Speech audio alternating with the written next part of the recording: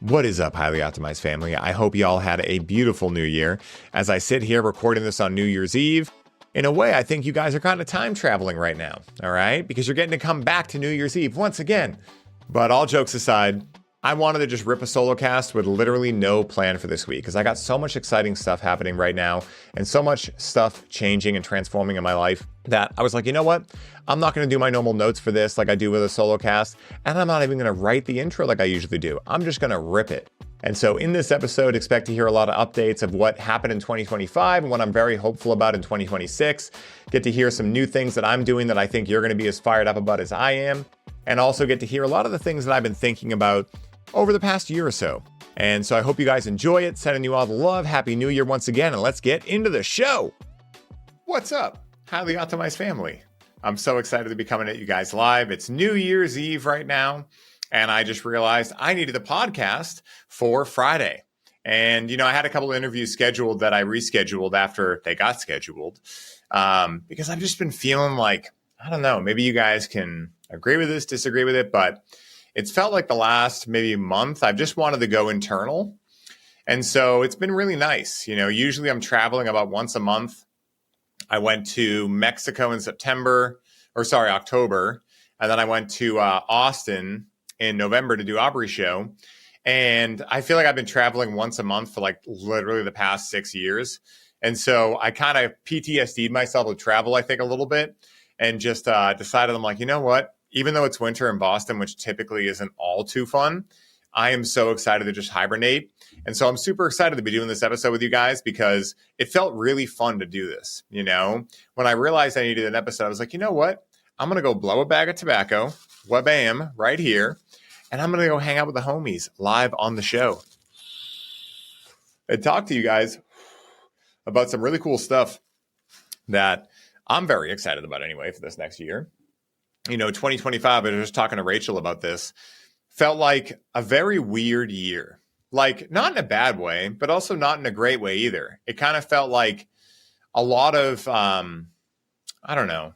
things, people that I had done over the past 5-6 years since getting into entrepreneurship. It just kind of felt like a lot of endings to those things. And, again, you guys know I switched back to the Highly Optimized podcast. I've kind of been going through a reinvention of sorts. I have some really awesome things coming down the line.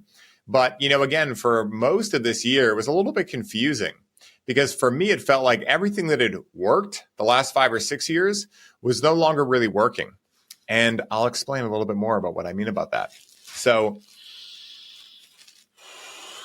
when I got into coaching and got into, whatever you call highly optimized, conscious cannabis and all this stuff, I learned from a lot of people about marketing and sales and these kind of things. And for a while, it worked really good. You could just post on social media, make valuable content, make sure you post every day, and you'd pretty much do well. Like depending on if you got on big podcasts or whatever, you do better or worse or whatever, but you'd steadily grow. And then in about 2023, it was November of 2023, I remember because I went to Arcadia, which for those that don't know is Aubrey Marcus's festival that he did for a couple of years out in Vegas. What a weird experience that was. Overall awesome, but like, holy shit, having a music festival with a bunch of people on MDMA in the middle of Vegas. Yeah, you could feel a lot of darkness out there. It was definitely interesting, but I digress. So I went out there, and I remember when I was going out there, my profile was still blowing up. And then after I left there, it just felt like the algorithm changed, and I've never been able to figure it out since. / I've also not really cared enough to. Like at the end of the day, I'm not on Instagram because I want to master Instagram. I'm on Instagram to reach people to be able to help them and do what I do. And so, it's kind of been since 2023, like, beginning of 2024 that I felt like things are shifting. But this year, it felt like things were shifting a lot more than 2024. It was kind of like an accelerated version of it. And so about halfway through the year, I just realized, okay, you know what? Something's happening. I don't know what the conclusion is. I'm just going to hands off this thing and ghost ride the whip metaphorically and just see where this thing goes. And so it was challenging to do that. But at the same time, it opened up a lot of amazing stuff. Like this year was the year that I really dove back into guitar, like on a maniacal level, guys. All right. Like if I could tell you guys what I've been working on behind the scenes, which I will in a second. So I don't know if I mentioned on this show before, but I've been playing guitar since I was 15. And I was really into it from like 15 to about 20. And then around then, I had a breakup with the guy that I've been playing music with. Something I still kind of feel bad to this day because, wasn't my brightest moment back then. But regardless, him and I split ways, and he was really good at the recording side. One of the main reasons, that I love Shlomo so much is because he's my podcast producer, for those who don't know. He edits all these amazing episodes I throw out there. But he's a master when it comes to this kind of stuff. I've just never really felt drawn to things like that, like editing, fine tuning. I did it for a little while and I just did not like it at all. And so when him and I split, that was right around the time that I started clubbing as well. I really broke out of my shell around that time. I'd always had a lot of friends and always, had parties at my parents' house. My parents' house was like a hangout house. But I was kind of, I don't know, like I not really fully expressed at all, like at all. And so around 20, all of a sudden I started going to clubs. I started talking to women. And that kind of took precedent over all the stuff I was doing before that, like guitar and other things I was into. And, I remember during the time, I literally remember I was driving to school and I always used to listen to metal music because I'm a huge rocker and love metal music. And I remember I put on Skrillex and I was driving to Massasoit Community College, all right, where I got my associate's degree. And I remember thinking like, does this make me less metal? Because again, if you guys don't know, Skrillex, his real name's Sonny Moore, and he used to be in a band called From First to Last. And they were like, complete opposite from what I liked as a thrash metal kid in high school. And, back then it was really important that, you stayed in your lane. And so I remember being like, I don't know, is this okay? And I was like, well, I mean, he's throwing down banger ass tunes. I'm going to listen to it. And so I got really into electronic music. And so I kind of left guitar by the wayside. I just didn't feel passionate around it at that age. And so it was beautiful. That was what was meant to happen. And so anyway, 10 years go by. And when Rach and I move in together, I make a goal to pick up the guitar at least for 1 second per day. I'm like, I have to get this thing in my hands 1 second per day. Because I started feeling like it was starting to haunt me. And if any of you guys have done story work with me, ever got coached by me, you know that things can kind of appear on 3 levels. Something that annoys you, something that hurts you, or something that haunts you. And so this thing was haunting me. For that whole decade, it was like, man, I got really good at guitar. Am I just going to let that go? But, I had a lot of smallness, a lot of limiting beliefs, stuff I didn't know at the time that was working against me that would only get figured out in the last 10 years of doing a lot of self-development work. But anyway, so when Rach and I moved in together, I made that goal and I stuck to it. And there were days where literally like it was the end of the day and I was like, oh shit, I didn't pick it up. Okay, I'm just going to go pick it up, put it in my hands, strum a chord and put it away. Because I had been trying to set these goals for years of like, I'm going to get back to playing an hour a day. But I didn't really want to. And because of that, if it got to the end of the day and I knew I didn't have an hour, it was just an easy excuse to be like, well, I don't have an hour, so I guess I just won't even pick it up. And so this occurred for like 10 years. And then I finally realized, like, why am I making this goal? Like, it sounds great in theory, but obviously it's not working. Like, I've tried this for 10 years. So let me try something else. So I switched to this. And it worked really well. A lot of the times I would end up playing for a half hour, even an hour. And I was like, this is great. But I wasn't really learning new stuff. I was still kind of stuck in my box. And so, about last year, I started playing about a half hour every day. And I was really consistent with it. And it felt really good. But still, I felt like I needed to break out of it a little more. And this past year, I don't know what the fuck happened, but literally January 1st, I started playing. My goal was an hour per day because I felt like it felt right at this stage of my life. I felt like I could easily get an hour. And then I was watching a video from this guy, Bernth, who great musician, great guitar player that I found. And I was actually in his Patreon for a little while. I'll probably hop back in there when I'm working on some more speed stuff. And he talked about his practice routine.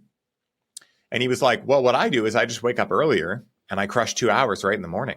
And then at night, if I want to pick it back up, I will. And usually I end up playing an extra hour. And I was like, holy shit, why did I never think of that? And I've also had a goal for years because I've been a night owl forever. I used to go to bed at 5, 6 in the morning every night just because when I was in my teenage years and 20s, early 20s anyway. And these days, it was like 11 or midnight, I'd go to bed, and I just didn't want to be that guy anymore. I just didn't. I started to enjoy the idea of getting up early. I don't know, just something shifted in me. Call it my elder years here, I guess. But anyway, I kind of saw the opportunity to get 2 birds stoned at once. I was like, wait a minute. I've been wanting to wake up earlier. And now I have a why that matters enough that I'll fucking get up earlier. And so I did it and it fucking crushed. So I've been waking up at 6, playing 2 hours in the morning, and then typically sometimes up to 2 hours at night. and I've been progressing rapidly fast. I've also been getting a lot of lessons and just really filling in the gaps. And it's amazing because the thing that's very interesting, and for anyone that's left a hobby, and then come back to it years later after you've done a lot of personal development work, it's like I am not restricted by any of the boundaries I had back when I was in my teenage years. Like I was so petrified of getting on stage. I'm still scared of it now, but I'm just going to do it anyway. Like, fuck it, who cares? At the end of the day, it's all about the man in the arena. People from the crowd, what if they say something? It's like, cool, where's your stage performance? I'll wait. Okay. And so at the end of the day, like those things still come up, but I've had so many, times of getting over them, going on Aubrey, going on Paul, becoming friends with all these people, that it's just like another day in the office now. And so it's been amazing to blow past where I was at, even when I was playing as a teenager, every day within 1 year. Like pick up, get completely back to where I was at, and then just smash that. I mean, I'm crushing, Zach Wilde solos, Chuck Schuldiner solos, Dimebag Darrell solos, all my heroes. I'm starting to learn Children of Bodom, like stuff that I never thought I would be able to play. And now I'm just like ripping through it, and it's super fun. And one of the things that's interesting, and we just had a friend here, shout out to Colleen if you listen to this. And we were just talking about this idea that I'll explain in a second here. And the idea was, what I've been finding is that I am ridiculously obsessed and connected and feel like I'm almost in the world I was in when I was 14 to 15 right now. Now, again, obviously my world is very different. I didn't have a business. I didn't smoke weed a lot back then. I mean, at all, really, when I was those ages. But in terms of like an energetic, right? Like it feels very similar to the energy I was in. I've been loving watching like Bam Margera, and seeing that he's gotten sober and he's like back to skating. And it just kind of feels like a lot of people that I hung out with at that time or knew at that time, even if I didn't know them personally. I never met Bam in person. But my friends and I were obsessed with the original CKY videos. If you guys have not seen Haggard, the movie that Bam wrote, forewarning, it's a little weird. All right. But if you're listening to this show, you're down for some weird. So highly recommend checking out that. I probably would watch that movie 500 times. And that's like no joke. We used to watch it literally every day in the summer when we'd be on school break. And so, again, like all that stuff is just coming so much more back to circle. Bam's back to skating. I'm back to playing guitar. Like it just feels like I'm actually really excited to be home for winter because, and I've talked about this too, that I think there's an advantage to living somewhere where it gets cold. And if you asked me up until about, 3-4 years ago, I probably wouldn't have agreed with you on this or even thought it existed. But one of the things I've noticed when I go to California or when I go to Austin, because I frequent both those places a lot, is that there's always shit happening. There's always epic shit happening. And that's epic. Like I can literally go to Austin on any week and get invited to 3 different parties that are going to be literally life-changing parties, like so epic, cool people, amazing location, you fill in the blank, just the most epic shit. But the thing is, when you have that much shit going on all the time, it's really hard to lock the fuck in. And it's also really hard to get still and silent within yourself. Now, I'll be honest, in Boston, I don't really have shit going on here, guys. And that's kind of by design. Like I started to tap into this about 3-4 years ago, where I started realizing like, man, if I have a goal or a version of me I want to become, winter really helps me because there's nothing going on outside. It's literally like 15 degrees Fahrenheit outside right now. Like it fucking sucks out there. And so the only option I have is to lock in and do what I want to do. And so like for guitar in the winter, holy shit, there's days on the weekends I play 5-6 hours now because there's just not really anything else going on. And it's also been great to like get in a really good rhythm. Like I went to bed at 9 p.m. the other night. I don't think I've ever gone to bed at 9 p.m. Like that's the earliest by far. My goal was like, go to bed by 10, wake up at 6. That was like my holy shit. If I could get to that, my life would be amazing. And it just the other night I was tired. I was like, let's just go to bed. And then I just played an extra hour in the morning guitar because I'm more excited about that now than I am about staying up late. And this is why I talk about all the time that if you know your why, you'll bear any how. Like at one time, going to bed late made me feel like I was missing out on the best part of every day because it's the part where everyone kind of lets loose and you get to see who people really are when they don't have their tie on and things like that. But what I've realized is that like, nah, man, that was all just silly. It wasn't ever me, like it was in a way. Like it's not that I'll never stay up late again. It's not like that. But it's just like, all those things I thought back in the day, all those beliefs just kind of faded away without me really ever having to consciously work on them. And so it's very interesting how things have been unfolding, and I've been fucking loving it. Like, I'm so excited. I'm not traveling as of right now anyway until the end of March when we do the Breathe with Cannabis retreat, which, by the way, we still have spots for.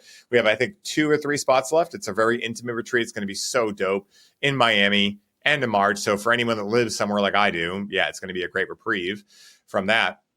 But, at the end of the day, I'm not traveling until then, and it feels fucking awesome because I feel like, traveling a lot, and I'm not a big fan of travel. Like, I am, like, once I'm there, I enjoy it, but I had a whistle. So once I'm there, I like it, but like the process, like, dude, I'm 6'5", okay? Like, I don't fit really anywhere that normal humans do, and definitely not on a plane. And everything that I loathe about reality, you can be found in an airport. Like, over annoying security, rules that make no sense. Hey, your seat has to be up when you take off. Really? Like, that's going to matter if we crash? Like, at the end of the day, that's going to be the thing that kills someone? Like, this doesn't make any sense. So, like, useless rules, security up the nines, for artificial lighting, terrible quality food, stress, usually lack of sleep, feeling completely lack of, being in control when it comes to if a flight gets delayed, if you have to hang out in the airport extra hours, then you get crammed into a very small space for a very long time. It's just not exactly my cup of tea. And so, I've really pushed myself over the past 6 years to travel a lot because life really is all about who you know. And so I've done a very good job of making a lot of connections, and I'm very grateful for all of the trips I've gone on. They've been life-changing.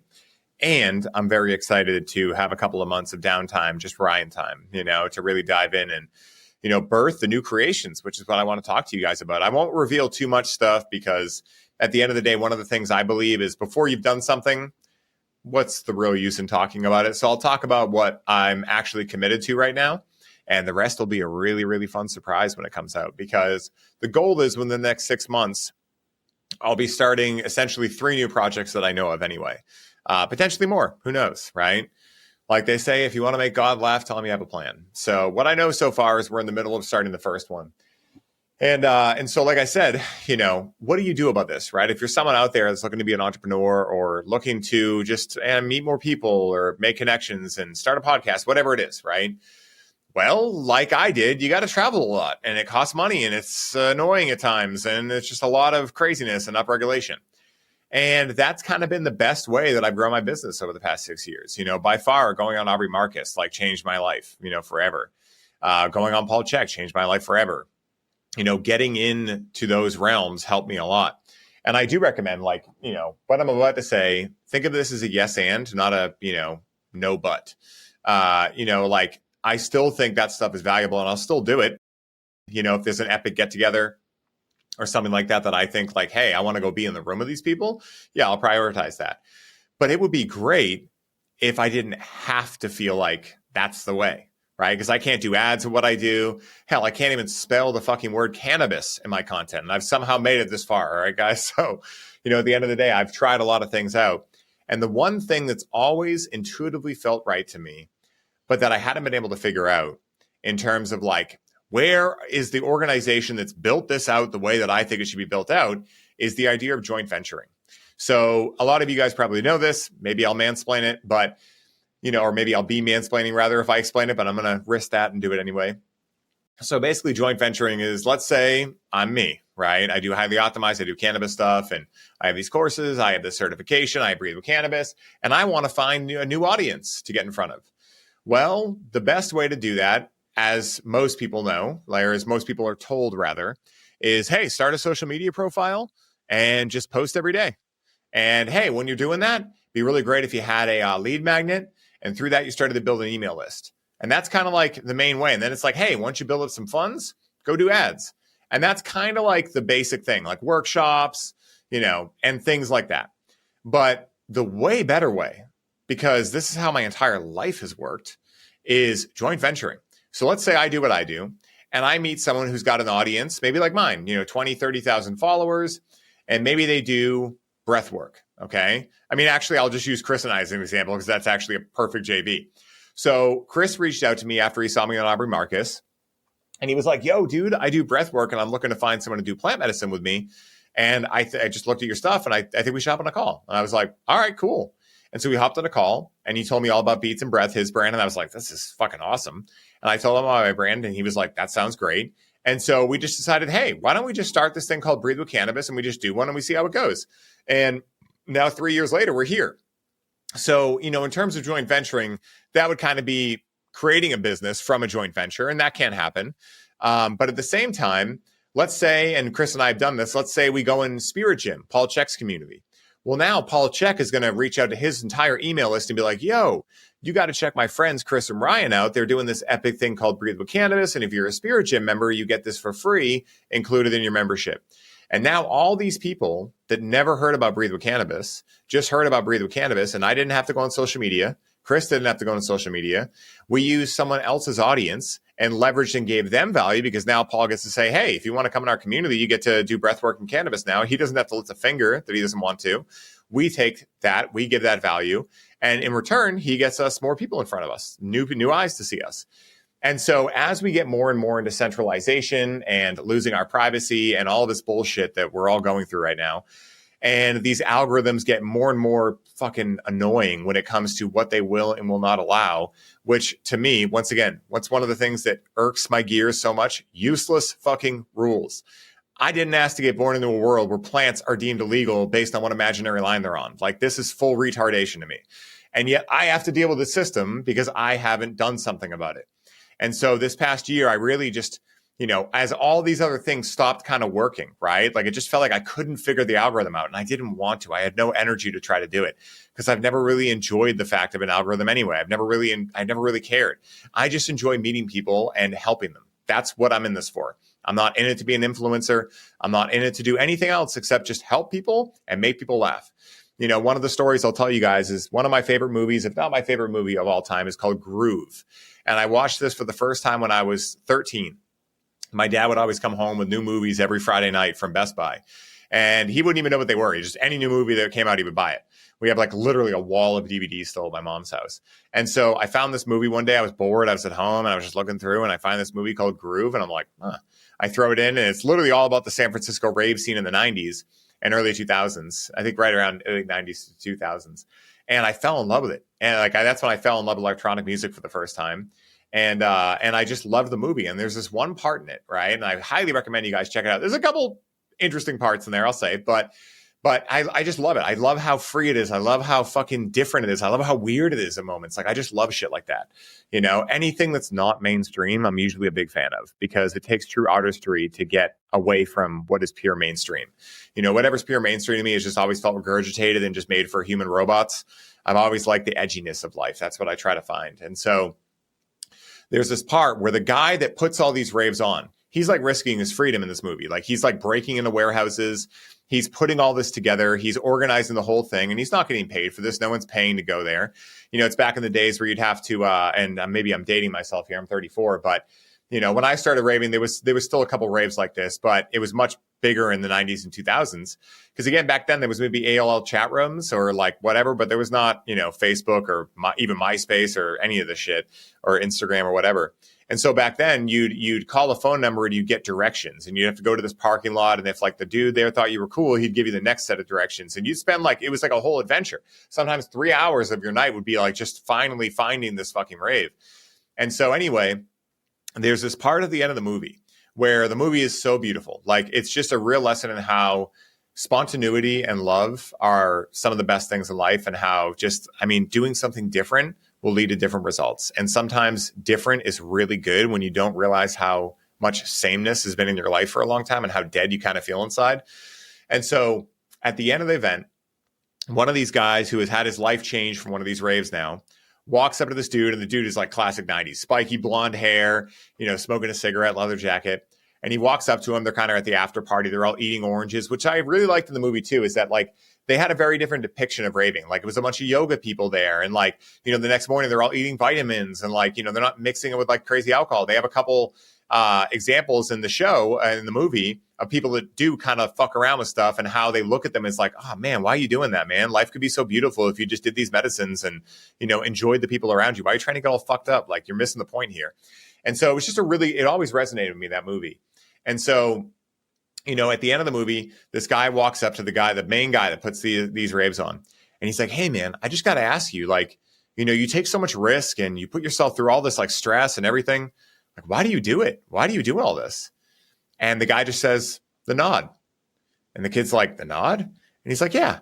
He's like, at least one time at every party, someone will walk up to me at the end of it and say, hey, man, thanks for doing this. I really needed this. And they'll give me a nod. He's like, that's why I do it. That's why I do everything I do. It's just a nod, like straight up. And so I've always resonated with that. And so for me to jump back into this other story now, I started to realize, like, I don't care about, it's not that I don't want to make a lot of money or whatever. Like, that stuff resonates with me for sure. Because if you want to change the world, the people that are doing the dark shit in the world have a lot of money. So you better believe you're going to have a lot of money to change the world in a positive way. And so at the end of the day, I just don't care to be one of these fake influencer types. It grosses me out. It's cringy as fuck. It's going to age like milk. Like, I don't want my grandkids to see that and be like, ugh, yuck. And so at the end of the day, what do we do about this? And I realized, I'm like, I've been complaining about this long enough where it's just time for me to do something about it here. And it's funny because a couple of my friends had the exact same idea at the same time, and then our worlds collided. And we now have formed something called the Conscious Creator Alliance. And so right now, this is in the very preliminary stages. We have not opened it up to the public yet or anything. You guys are the first people to hear about this, aside from just our very small group of people that we have in there so far. And we have some big names in there already. A lot of people that when I reached out to them were like, holy shit, I'm so glad you did this. Like, fuck all this new world order shit. We got to decentralize this. We have to decentralize this ability for all of us to make money doing what we love. And we have to help each other. And so how this will look is there'll be different tiers in here. So you'll be able to come in as a creator and be like, hey, I'm so-and-so. I have this offer. I do somatic healing or whatever. And you can post it on the directory. And let's say you want to find other people. You're a somatic practitioner and you want to find other people to do somatic work. You just type in the keyword search somatic, and all the people in there that do anything related to that will pop up. You can then reach out to them, do workshops together, do email blasting, do Instagram lives together. Because again, this is not a no but. This is a yes and. We still use social media, but now we use it. It doesn't use us. Because let's say I'm shadow banned because they've deemed my content is not safe for public eyes or whatever it is. Well, I can either try to figure out if shadow banning even really exists, because they've never even told us, which is also annoying. You'd think if they wanted you to perform better on their platform, they just tell you what you're doing wrong and then you could fix it. But no, that'd be too simple. So they act like an emotional, insane person where they just expect us to know things that they don't even credit with existing. If you look up if shadow banning is even real, people are like, we don't know. We just really think it is, because something weird happens after a while with Instagram accounts. But anyway, so, if I'm shadow banned, I can then put down my coaching hat and try to figure out why I'm shadow banned. Or what I could do is just reach out to a friend who's not shadow banned and be like, hey, let's do a live together. Or, hey, blast my offer out. I'll cut you into 10% of affiliate fee. So you get paid. You have fun with it. We get to collab, and now I don't have to fucking figure out that shadow ban. I just got around it, working smarter, not harder. Now I don't have to become an Instagram expert. I just have to be a friend expert, which is what we all want anyway. Right? That's why life is all about who you know. Even better than this, think about when you have 100, 500, 1,000, 10,000 of these people together on the online space, and they all have email lists. And then someone brings out an offer that a lot of people resonate with. Well, if you're someone out there who doesn't want to be on social media, well, now if you come up with a really amazing offer and you're like, hey, I don't want to fucking have to worry about building a bunch of followers, whatever, you could post it in this group. And if someone really likes it, they could blast it to an email list of 300,000, and then you cut them as an affiliate. They get paid for blasting their email list and the value they've built by building that list. So they get paid. They feel good about it. They feel in alignment with your offer. That's why they did it. So everything is copacetic. And now you get to benefit because your offer is awesome, because you've spent the time crafting who you are, not trying to build a fucking Instagram profile. Right. And so this is where a lot of this has gotten lost, I feel, over the time I've been a coach, is that there's like this, like, I really want to do what I actually love doing, but I have to deal with this fucking thing that takes like a fucking PhD to understand sometimes. And it's just annoying, and it could be way easier. And so, again, this is not anything new. Like, joint venturing is not something I created. But if you go look out there, and I won't mention any websites because the people that created them are nice people, but I've joined all of them, and there's really one big one that does joint venture work. And to me, it just feels very, maybe if I was 65 when I went on there, it would resonate more with me. It feels very LinkedIn feeling. It's very stuffy. And again, that's not a judgment. It's just a discernment. Like, it's just not my flavor of ice cream. And again, like for people like, my buddy New Atlantis, or my buddy Ron, who runs a Shilajit company, or my buddy Ty, who has Lavish Hippie, which is an amazing organic clothing company, or my buddy that does organic muscle, or like any of these kind of people, we're not on LinkedIn. All right. Like, yeah, we may have a profile, but like, that's not our scene. All right. We like music festivals. We like drinking cacao. We like organic coffee. We like ripping volcano bags. All right. We're not going to go on something that feels like LinkedIn. So there's this huge gap between like, hey, this awesome modality that is like so human nature, like, hey, make friends with people and do cool stuff together and help each other win. Like, that's the coolest thing in humanity, in my opinion. That's the hero's journey. That's like, if Lord of the Rings was just Frodo, it wouldn't be nearly as fun. It's because all of them are together, but they have different skill sets. But when they come together, they form a Wu-Tang clan. That's what the Wu-Tang clan is. That's why the Wu-Tang clan is so fucking dope, because it's people, it's pillars that can stand on their own, no problem. But they come together because they know they're stronger together, and they create something that's so unique that can never be replicated. And so again, that's what we're creating in the online space, is the virtual Wu-Tang clan of conscious business. And so I'm really fucking stoked about it. Like, honestly, I don't think I've ever come up with an offer that's more me. Cannabis stuff, it's a huge part of who I am. It has a lot of the components of who I am. But human connection, that's a deeper layer to who I am. And the great thing about this is that, what's the issue I'm running into with Highly Optimized? Hey, I can't do ads. I'm getting shadow banned, allegedly. I don't even know if it exists. My social media, it's hard to grow, yada, yada. It's like, guess what will fix that issue? The exact thing I'm building. It's like, hey, what if I want to build another business someday? It's like, what would help that business grow? Well, if you have a directory of people that could help you promote it, that'll help it. It's like, cool. So it's like all roads lead to CCA. And I got together with some amazing people on this project. I'm deciding if I should share their name. I'll keep it private for now. But let's just say that one of these gentlemen is just, they're all incredible people, but I'm going to go through each person. One gentleman is incredible. He's already taught me so much about electroculture, biofield science. Bringing me to church every time we talk. Some of the coolest shit I've ever seen in my life. And he is a master of it. That's one guy. And he's got a huge following, amazing dude, super valuable content, just really like good heart on this individual. The other guy I met recently, when we immediately became best friends, him and I were the same kind of talkers. Like, we're just constantly talking. And that's something that I've realized in the last 6 years. Not everyone is, and not everyone enjoys as well. I read rooms very well now when I come in, because my voice can project, and I get charged up by talking. Whereas other people, like Rachel, for instance, they feel tired the more they talk. I get more pumped up. So when I get put together with someone else like that, you can just imagine what it is. And so this gentleman has been very successful in life, and we just hit it off right away. We're literally spitting images of each other. He's my elder by about 20 years, great mentor role. And I just loved this guy when I met him. Very successful business with Shilajit. And in my opinion, the best Shilajit I've ever tried. And one of the things I value about him, I value a lot of things about him, is that he could be triple charging for his Shilajit. Because let's just say other companies that have a very similar product do, and he could all day, but he doesn't, because he wants to get it in the hands of more people. And that, to me, like, that's the kind of people that I resonate with. I'm not down for all this fake shit. I don't mind making a lot of money, but I don't want to do it at the detriment of others. I'm fine not doing that. You know what I mean? Like, I just don't care. So then the other guy we just brought in, great buddy of mine, and the ultimate tech wizard. Like, this guy is unfucking believable when it comes to tech. He's also a Virgo, and I have a Virgo moon and rising, and I fucking love working with Virgos because they're very earthy. They're very good at being like, hey, great. Like, I have a lot of ideas, and I'm pretty good at grounding them because I have a double Virgo. But having a solid Virgo and their sun there, it's like, hey guys, this is great. What's the first step on this? It's like, it's the best. And also, he can build anything. He is a savant when it comes to this stuff. And he's just a great guy, total values aligned on all four of these people.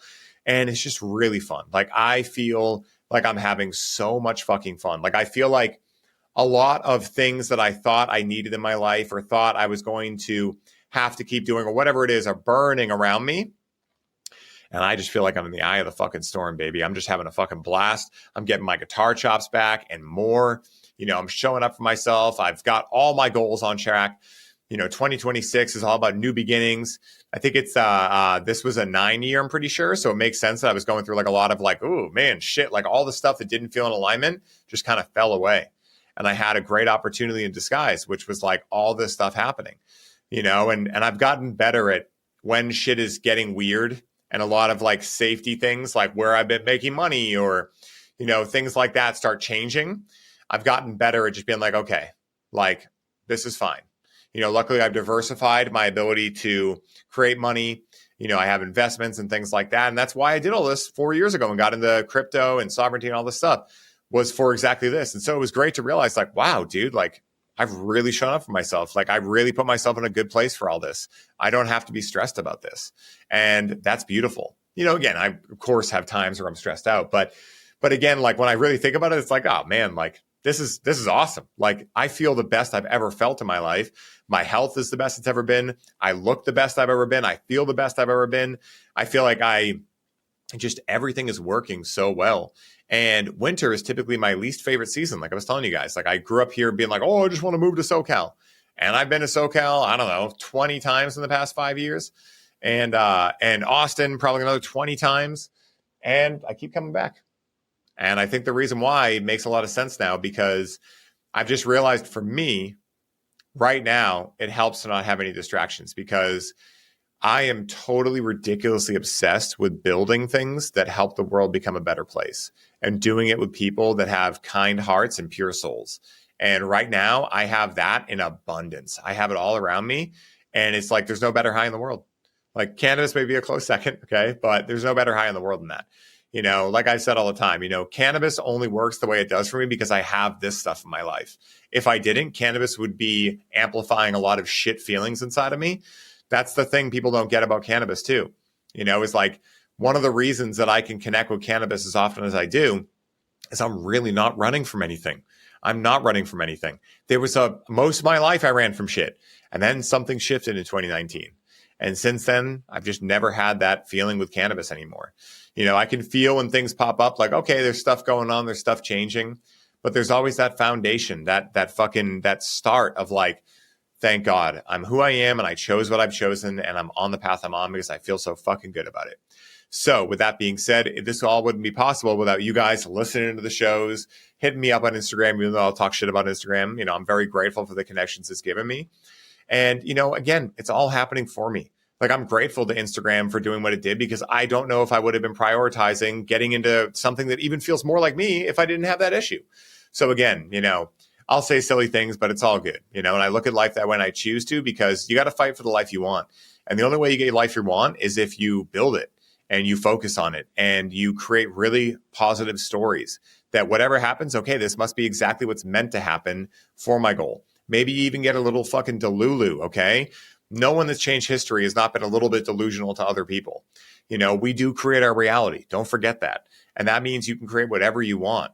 So again, never underestimate the power of being a little delulu in a world where people are pretending to just be calm and centered when really they're just fucking terrified of what people will think, what their parents will think. What if I fail? What if I say something stupid? When in reality, and I mentioned this a little bit earlier, it's all about the man in the arena. It's one of my favorite new quotes. I'm going to butcher it, but the essence of it is basically like, someone in the crowd will always have something to say about the someone that's in the ring.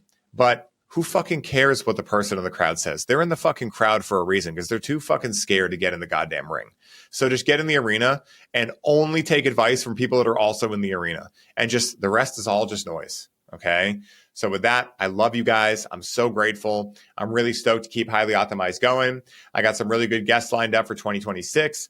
Some really interesting things that I might bring the podcast into. Who knows? I have no fucking clue. We're all just making this shit up as we go. All right. I'm feeling into it day by day and taking it like that. And you know what? I couldn't be happier with it. So with that being said, I hope you guys, this will come out on Friday. So I hope you guys had a great new year. I hope that this year brings nothing but abundance and beauty and inspiration and excitement and euphoria for you. Because for me, it feels like I'm returning home in the hero's journey, but I'm the changed hero, where I'm tuning into how much stuff I just loved as a kid and everything I said already in the episode. And so I'm wishing all of that and more for you guys. Thank you for continuing to listen to the show. Thank you for supporting me, for supporting all the people I have on the show as well. It's super appreciative, and I'm very appreciative of it. And until next time, everybody, may the source be with you to infinity and beyond. Peace for now.